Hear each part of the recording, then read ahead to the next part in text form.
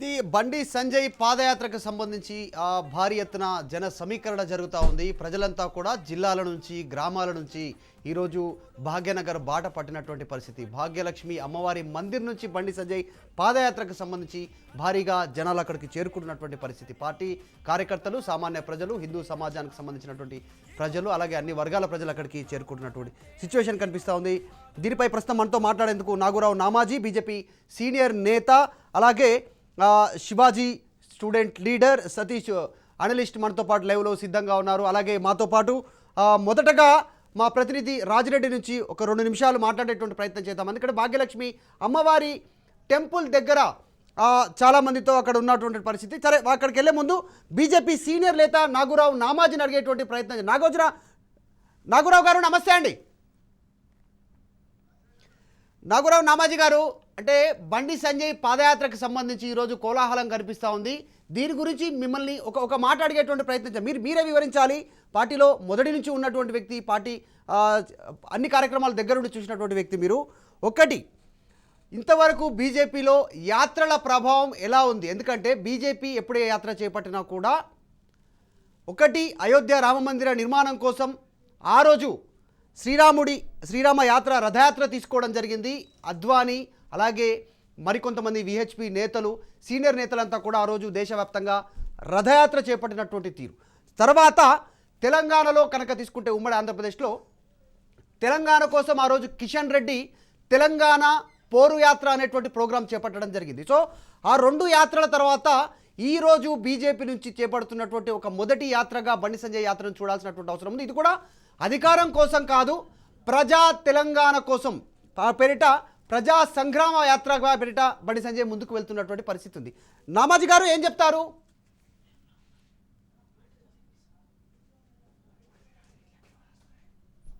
మ్యూట్లో ఉన్నట్టుంది మీ ఆడియో, ఒక్కసారి చూడండి.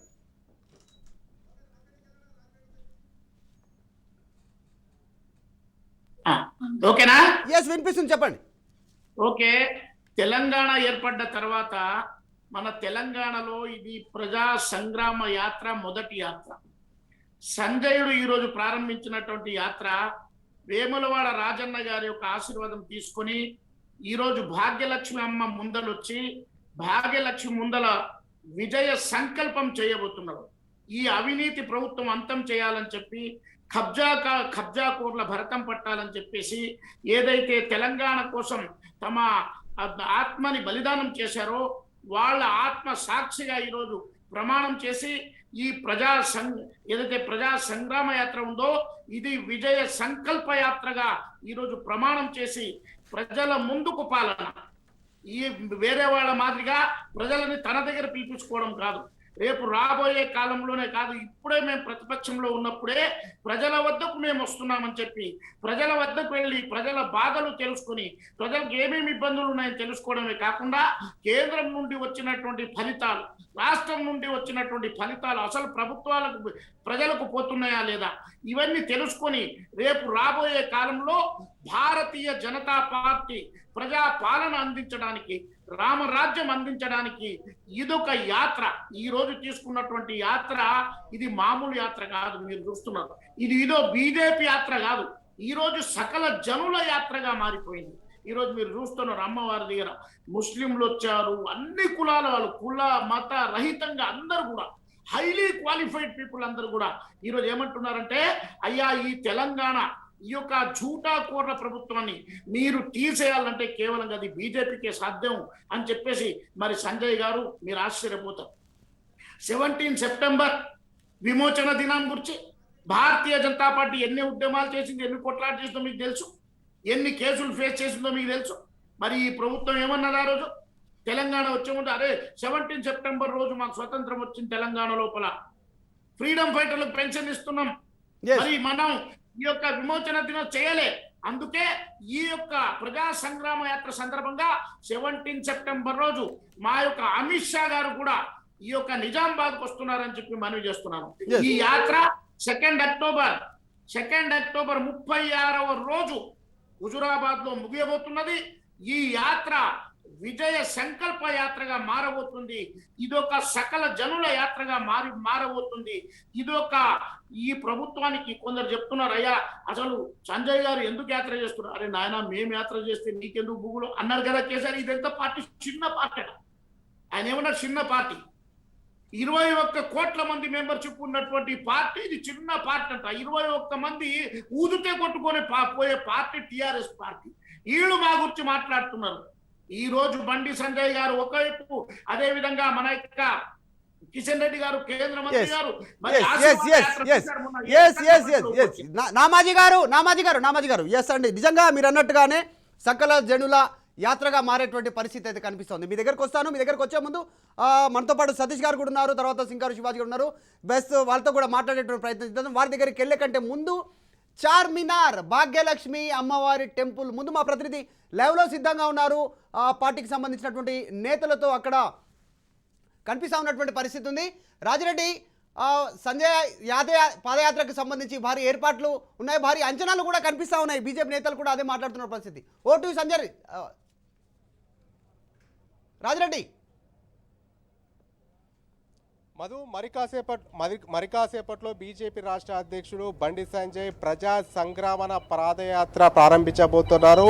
బీజేపీ రాష్ట్ర అధ్యక్షుడు బంజారా హిల్స్ నుంచి బీజేపీ రాష్ట్ర కార్యాలయం వరకు బుల్లెట్ ర్యాలీ తీసి బీజేపీ రాష్ట్ర కార్యాలయంలో ప్రత్యేక పూజలు చేసి అక్కడి నుంచి ముఖ్య నాయకులతో కలిసి భాగ్యలక్ష్మి టెంపుల్కు రానున్నారు. ఇప్పటికే భాగ్యలక్ష్మి టెంపుల్ దగ్గరికి బీజేపీ కార్యకర్తలు, అభిమానులు, నాయకులు పెద్ద ఎత్తున చేరుకున్నారు. అసలు ఈ యొక్క పాదయాత్ర ప్రజలకు ఏం చెప్పాలనుకుంటున్నారు, పాదయాత్ర గురించి మాట్లాడడానికి మాజీ ఎమ్మెల్సీ రామచంద్రరావు మనకు అందుబాటులో ఉన్నారు. రామచంద్రరావును మాట్లాడించే ప్రయత్నం చేద్దాం.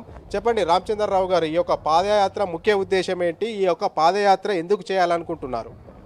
ముఖ్యంగా 7 సంవత్సరాల్లో తెలంగాణ ఒక రాష్ట్రం వచ్చిన తర్వాత, 7 సంవత్సరాలు టీఆర్ఎస్ ప్రభుత్వం చూసిన తర్వాత 5 సంవత్సరాలు వాళ్ళు చేసినట్టు వాగ్దానం ఒక్కడు కూడా పూర్తి చేయలేదు. ఒకటి.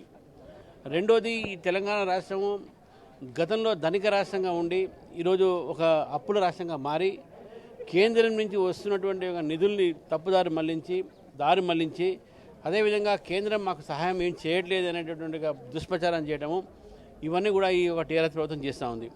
ముఖ్యంగా యువకులకు 3,016 రూపాయలు నిరుద్యోగులకు ఇస్తా అని చెప్పేసి గతంలో చెప్పడం జరిగింది. దళితులకు 3 ఎకరాల భూములు ఇస్తా అని చెప్పారు, డబుల్ బెడ్రూమ్లు ఇస్తా అని చెప్పారు, లక్షల మందికి. ఇంతవరకు అటువంటి ఏది కూడా కాబట్టి ఈ యొక్క ప్రభుత్వం ఈరోజు ప్రజా వ్యతిరేకంగా ప్రభుత్వము, తన ఒక వాగ్దానాన్ని నిలబెట్టలేని ప్రభుత్వము, ఈరోజు ఒక తెలంగాణని నిజంగా ఒక పోలీస్ రాజ్యం కింద మార్చినటువంటి ఒక ప్రభుత్వము. దీని వ్యతిరేకంగా ప్రజలందరూ కూడా వచ్చి పోరాడాలి.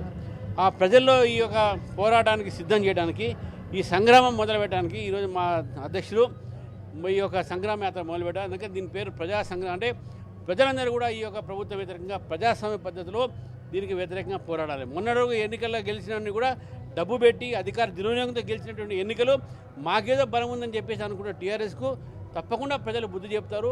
ఆ ఒక దిశలోనే ఈ ప్రజా సంగ్రామ యాత్ర మొదలుపెట్టాము. అంటే తెలంగాణ రాష్ట్రం ఏర్పడిన తర్వాత టీఆర్ఎస్ ప్రభుత్వం ఏం చేయట్లేదని మీరు చెప్తా ఉంటే, రాష్ట్ర ప్రజలు సుభిక్షంగా ఉన్నారు, ఆనందంతో ఉన్నారు, పెద్ద ఎత్తున కళ్యాణ లక్ష్మి వస్తుంది, పెన్షన్లు వస్తున్నాయి, ఏం చెప్పదలుచుకున్నారు యాత్రధారని కేటీఆర్ మిమ్మల్ని ప్రశ్నిస్తున్నారు. మేము ఒకటే చెప్పదలుచుకున్నాము, ఎందుకు మీరు రాగానే అత్యధిక రైతులు మన సూసైడ్ చేసుకున్నారు, ఆత్మహత్య చేసుకున్నారు, మీరు చెప్పాలి.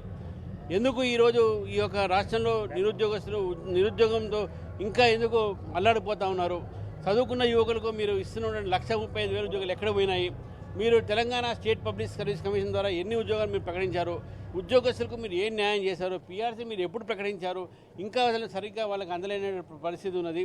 ఈరోజు మీకు ఇస్తున్నటువంటి ఒక సంక్షేమ పథకాల్లో దాంట్లో కేంద్ర పాత్ర ఎంత ఉన్నది, అది మీరు ఎందుకు చెప్పట్లేదు? ఈరోజు షాదీ ముబారక్ కానీ, ఈరోజు రూపాయి బియ్యంలో కానీ, మీరు విధాశ్ర పెన్షన్లో కానీ, ఈ అన్ని పెన్షన్లో కూడా కేంద్ర ప్రభుత్వం వాటా ఉన్నది. మీరు ఎందుకు ఆ విషయం చెప్పట్లేదు ప్రజలకు? మేము చెప్తా ఉన్నాము, ఇదేదో మీద మీ గొప్పతనం కాదు. ఇది ఈ గొప్పతనం అంతా కూడా ప్రజలు కోరుకున్నటువంటి ఒక ఏదైతే సంక్షేమ పథకాలు ఉన్నాయో అది మీరు వారికి అందిస్తున్నారో దాంట్లో కేంద్ర పాత్ర కూడా ఉన్నది. మీరు ఆ విషయం చెప్పట్లేదు ప్రజలకు.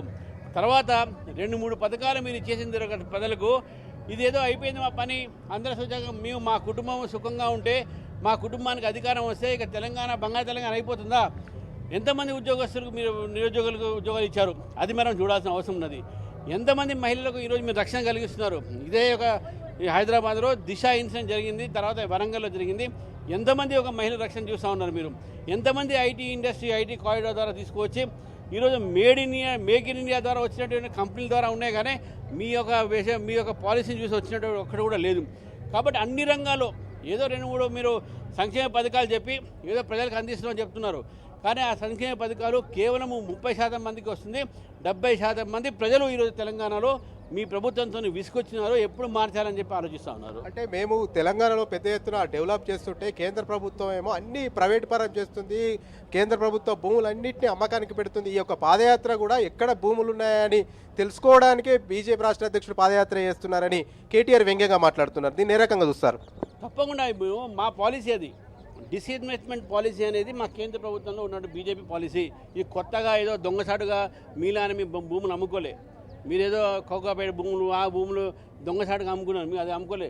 బాజాప్తా మేము కంపెనీలను, లాస్ అయ్యే కంపెనీలను మేము డెఫినెట్గా ప్రైవేటీకరణ చేస్తున్నాము. దాంట్లో తప్పేం లేదు. అది మా disinvestment policy, hour economic policy. దానికి మీకు అభ్యంతరం ఉంటే మీరు పాలసీ మేము డిస్కస్ చేస్తాం. మీరు దొంగతనంగా ఏం చేయలే, కానీ మీరు దొంగతనంగా చేస్తూ ఉన్నారు. మీరు సరే మేము కంపెనీలను ప్రైవేటైజేషన్ చేస్తూ అంటున్నారు కదా, మీరు బోధన ఏం చేశారు? బోధన్ షుగర్ ఫ్యాక్టరీ ఏం చేశారు మీరు? ఈ రాష్ట్రంలో అనేకమైన కంపెనీలు ఈరోజు మూతపడి ఉన్నాయి, గవర్నమెంట్ సంబంధించినవి. అవి మీరు ఏం చేస్తున్నారు? దాన్ని ఓపెన్ చేయండి. మీరు మా మీద మాట్లాడే ముందు మీరు చేయాలి. మీరు ముందు కాబట్టి ప్రజలను తప్పుదారి పట్టించే ప్రయత్నం చేసినా కూడా ఈరోజు ప్రజల్లో ప్రభుత్వ భూములు కానీ, FTL భూములు కానీ, ఈరోజు వాక్ భూములు కానీ, ఎండోమెంట్ భూములు, దేవాలయ భూములు కానీ ఎంత మీరు భూబకాసాలు చేతిలో ఉన్నాయి, ఎన్ని మింగుకున్నారు. ఈరోజు దేవాలయాల భూములు మీరు ఏం చేశారు? ఎందుకు ఈరోజు అవి కూడా మీరు ఎక్వైర్ చేసి ఇక్కడ ఫార్మాసిటీ లాంటి సిటీ పెడతా ఉన్నారు. దేవాలయాల భూమి ఎందుకు తీసుకుంటున్నారు మీరు? కాబట్టి ఇటువంటి అన్నీ కూడా ఈరోజు ప్రజా సంఘం యాత్రలో తప్పకుండా ప్రశ్న వస్తుంది. మీరు కేంద్ర ప్రభుత్వం మీద ఏది చెప్పినా కూడా ప్రజలు నమ్మడానికి సిద్ధంగా లేరు. అంటే మీరు కేంద్ర ప్రభుత్వం మీద ప్రజలు ఏం చెప్పినా కానీ, టీఆర్ఎస్ ఏం చెప్పినా ప్రజలు నమ్మడానికి సిద్ధంగా లేరు అంటుంటే, మరొక పక్క తెలంగాణకు కేంద్ర ప్రభుత్వం మొండి చేతి చూపిస్తుంది. మిషన్ భగీరథకు కానీ, మిషన్ కాకతీయకు కానీ ₹1 కూడా ఇవ్వలేదు అని ప్రధాన ఆరోపణ టీఆర్ఎస్ది. వాళ్ళు ఏదో స్కీమ్లు పెట్టుకొని ఆ స్కీమ్కి మేము ఇవ్వలేదు అనే ఏడుపు తప్ప అది ఏం లేదు. మేము పెట్టమన్నామా? ఇంత కోట్లాది రూపాయలతో మీకు ఎట్లయితే మీకు ఎంతైతే బడ్జెట్ ఉంటుందో, మీకు రాబడి ఎట్టుంటుందో అన్నీ కూడా అన్ని రాష్ట్రాలు అట్నే చేస్తాయి. మీరు మితిమీర్చి కాళేశ్వరంకు 1,00,000 కోట్లు, ఇంకో దానికి 1,00,000 కోట్లు అవి పెట్టేసేసుకొని కిక్ బ్యాక్స్ వస్తున్నటువంటి విషయాలు కూడా అందరూ అనుకుంటున్నారు. కాబట్టి అటువంటి ప్రాజెక్టులు మీరు పెట్టేసి మీరు భగీరథ ఇవన్నీ దాంట్లో గవర్నమెంట్ మంచి చెప్పినప్పుడు కూడా మీరు ఎట్లా పెట్టారు? మీరు అంటే మీకు మీ యొక్క నిధులతోనే పెడతా అని చెప్పి అనుకున్నారు కదా, మీరు మా నిధులు ఎందుకు అడుగుతున్నారు? తర్వాత ఇంటికి వచ్చేటటువంటి ప్రతి నల్లా నీళ్ళలో కేంద్ర ప్రభుత్వంలో జల మంత్రి ఉన్నది. ఇంటికి గ్రామీణ ఇది జల్ యోజన అంటూ ఉన్నది. అంటే రూరల్ ఇంటింటికి నీళ్ళు వచ్చేటటువంటి ఆ ఫండ్స్ కూడా స్టేట్ గవర్నమెంట్కి ఇస్తున్నాం. ఆ ఫండ్స్ కూడా మిషన్ భగీరథలు వాడుతున్నారు. వీళ్ళందరూ ఏంటంటే మాకు మిషన్ భగీరథకు పర్టికులర్ ఇవ్వకపోవచ్చు, కానీ రూరల్ ఏదైతే ఎలక్ట్రిఫికేషన్ కానీ, రూరల్ వాటర్ సప్లై కానీ, రూరల్ డెవలప్మెంట్ కానీ ఈరోజు ఏదైతే మీరు కడుతున్నారు, ఏది మన హత్యాహారం పెడుతున్నారు ఊళ్ళలో, అదేవిధంగా మీరు శ్మశానం కడతా ఉన్నారు, వీటన్నిటిలో సెంట్రల్ ఫండ్స్ ఉన్నాయి. మీరు అది చెప్పట్లేదు మీరు ప్రజలకు. కాబట్టి ప్రతి దాంట్లో కూడా నరేంద్ర మోదీ గారు వచ్చిన తర్వాత 42% ట్యాక్స్ డివల్యూషన్, ఇప్పుడు 41%, 1% జెన్యున్ కాషన్ పోతుంది. కాబట్టి ఈ 41% ట్యాక్స్ డివల్యూషన్తో పాటు మీకు అనేక పథకాల్లో కూడా మీకు సహకారం చేస్తూ ఉన్నది. కాకపోతే తెలంగాణ ప్రజలకు ఎమోషనల్గా మీరు వాళ్ళని బ్లాక్మెయిల్ చేయడానికి, అబద్ధాలు ప్రచారం చేయడానికి, బీజేపీ మీద తప్పుడు ప్రచారం చేయడానికి మీరు పని చేస్తూ ఉన్నారు. మేము చేసే పని మేము చేస్తూ ఉన్నాం. మీరు చేసే పని మీరు చేయండి. కొన్ని మీరు చేయాల్సిన పనులు ఉన్నాయి, దానికి మీరు ఎందుకు చేయరు? ఈరోజు CSS కింద, సెంట్రల్లీ స్పాన్సర్డ్ స్కీమ్స్ కింద ప్రతి సంవత్సరము తెలంగాణకు 22,000 కోట్లు వస్తూ ఉన్నాయి. మీరు కాదని చెప్పండి, రాసుకుందాం మనం. రామచంద్రరావు గారు ఉప ఎన్నికలు వచ్చినప్పుడు, బీజేపీ ఏదైనా కార్యక్రమాలు చేసినప్పుడు, ప్రోగ్రామ్ చేసినప్పుడు మాత్రమే కేంద్ర నిధులు బీజేపీ ఇవ్వట్లేదు, ఇక రాష్ట్ర నాయకులు కూడా పట్టుకరావట్లేదని పదే విమర్శలు టీఆర్ఎస్ చేస్తుంది. ఈ యొక్క నేపథ్యంలో మళ్ళీ పాదయాత్ర కూడా ప్రారంభమవుతుంది. కేంద్ర నిధులు ఎన్ని ఇచ్చామో అనేది కేసీఆర్ను కానీ, కేటీఆర్ను కానీ బహిరంగ చర్చకు రమ్మని మీరు ఏమైనా సవాల్ చేస్తారా? మేము సవాల్ చేస్తాం. ఇప్పుడు కూడా భాగ్యలక్ష్మి టెంపుల్ దగ్గర రమ్మని చెప్పండి, మేము సవాల్ చేస్తాం. నేను గతంలో సవాల్ చేశాను, ఎన్ని ఉద్యోగాలు ఇచ్చాను రాలే అన్న. ఇప్పుడు కూడా సవాల్ చేస్తాను. మన ఇద్దరం కూర్చుందాము, మీరు కేటీఆర్ గారు మీరు తీసుకురండి, మీరు ఒక లెక్క, నేను నా లెక్కను తీసుకొస్తాము. సెంట్రల్లీ స్పాన్సర్డ్ స్కీమ్స్ కింద ఎన్ని స్కీమ్స్లలో భారతీయ జనతా పార్టీ ప్రభుత్వం మీకు ఇచ్చింది, అదేవిధంగా మీకు ఉన్నటువంటి ఒక ఇది సంక్షేమ పథకాల్లో కేంద్ర ప్రభుత్వం వాటా ఎంత ఉన్నది, మీ రూపాయి బియ్యంలో 29 రూపాయలు కేంద్ర ప్రభుత్వం ఉన్న విషయాన్ని మీరు ఒప్పుకుంటున్నారా, లేకుంటే దాన్ని కూడా ఒప్పుకోవట్లేదా, మీరు ఇచ్చేది 2 రూపాయలు మాత్రమే. ఇటువంటి అనేక సమస్యలు ఉన్నాయి, అనేకమైనటువంటి అంశాలు ఉన్నాయి. దాని మీద కూర్చొని మాట్లాడదాం. చలో మన we are ready for the challenge.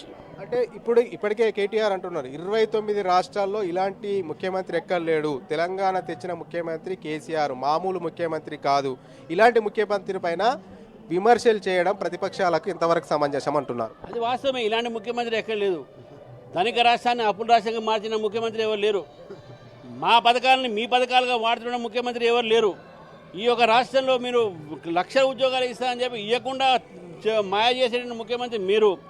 ఈరోజు దళితులకు 3 ఎకరాలు ఇస్తామని చెప్పేసి మళ్ళీ అబద్ధాలు ఆడి మళ్ళీ 10 లక్షలు ఇస్తామని చెప్పి అబద్ధాలు ఆడే ముఖ్యమంత్రి మీరు.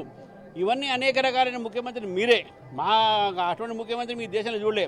తర్వాత పదే తెలంగాణ మీరు తెచ్చింది ఏంటంటే మా సుష్మా స్వరాజ్ గారు, మా రాజ్నాథ్ సింగ్ గారు ఆ రోజు బేషరతుగా పార్లమెంట్లో బిల్లుకు సపోర్ట్ చేస్తే ఈరోజు తెలంగాణ వచ్చింది. అది మీరు గుర్తుపెట్టుకోవాలి.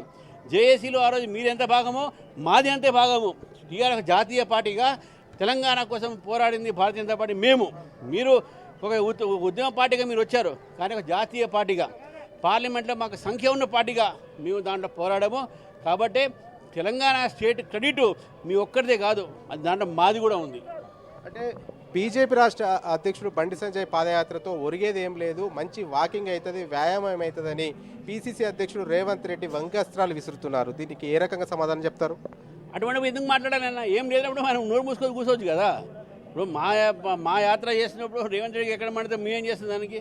ఇప్పుడు అది హిందీ పాట ఉంది కదా, తుమ్కు మిర్చి లగేతో मै क्या करूं అన్నట్టు. ఈయన యాత్ర చేసినప్పుడు నీకు మిర్చి చేస్తే మాకేంది, నీకు ఏం లేనప్పుడు నువ్వు నోరు మూసుకొని కూర్చో. ఆయన మీద మనం ఎందుకు మాట్లాడాలి? డెఫినెట్గా ప్రజా సంగ్రామ యాత్రతోనే పెద్ద రాజకీయ మార్పు జరగబోతూ ఉంది. ఈ యొక్క రాష్ట్రంలో భారతీయ జనతా పార్టీ టీఆర్ఎస్ పార్టీకి ప్రత్యామ్నాయంగా ఉంటుంది. కాంగ్రెస్ పార్టీ ఎక్కడో దూరం ఇప్పటికే వాళ్ళు కొట్టుకొని వస్తున్నారు. పైన ఎవరు అధ్యక్షులు వీళ్ళకి తెలియదు. ఈరోజు రాజస్థాన్లో ఆయన అడ్డం పడ్డాడు వాళ్ళ ఒక అంతర్గత వ్యవహారాలతో. బఘేలు మన ఛత్తీస్గఢ్ సీఎం ఎక్కడ పోతుందో తెలియదు. నవజోత్ సింగ్ సిగ్గు, అమరేంద్ర సింగ్ మధ్య కొట్లాడైతే ఉన్నాయి. వీళ్ళ పార్టీలో కూడా తెలంగాణలో వీళ్ళు కొట్లాడుకొని వస్తున్నారు. కాబట్టి ఈరోజు ఒక డిసిప్లిన్తో, ఒక ప్రజాబలంతో, కార్యకర్తల బలంతో, ఒక సిద్ధాంతంతో, ఒక ప్రతిష్టమైనటువంటి ఒక పాలసీస్తో ఈరోజు భారతీయ జనతా పార్టీ ఉంది. కాబట్టి భారతీయ జనతా పార్టీతో వాళ్ళు భయపడుతున్నారు, మేము ఎవరికి భయపడే అవసరం లేదు. చివరిగా రాష్ట్ర ప్రజలకు అదేవిధంగా అధికార టీఆర్ఎస్ పార్టీకి పాదయాత్ర ద్వారా బీజేపీ ఏం చెప్పదలుచుకుంటుంది? ఒకటే చెప్పదలుచుకున్నాం, ఈ యొక్క రాష్ట్రంలో మార్పు రావాలి, అధికార మార్పు రావాలి. ఈ ప్రజా సంగ్రామ యాత్రలో ప్రజలందరూ కూడా ఈ సంగ్రామంలో పాల్గొని, ఈ సంగ్రామం అంటే యుద్ధం, ఈ యొక్క యుద్ధము టీఆర్ఎస్ ఒక అప్రజాస్వామ్య ఒక పరిపాలనకు, ఈ అబద్ధాల పరిపాలనకు, అదేవిధంగా ప్రజా వ్యతిరేక పరిపాలనకు మనం ఈ యుద్ధం మొదలు పెడతాం. డెఫినెట్గా రాబోయే రోజుల్లో ఈ యొక్క టీఆర్ఎస్ పార్టీని గద్దె దింపుతాము. ఈ యొక్క సందేశాన్ని ఈ ప్రజా సంగ్రామం ద్వారా మేము పంపిస్తాము.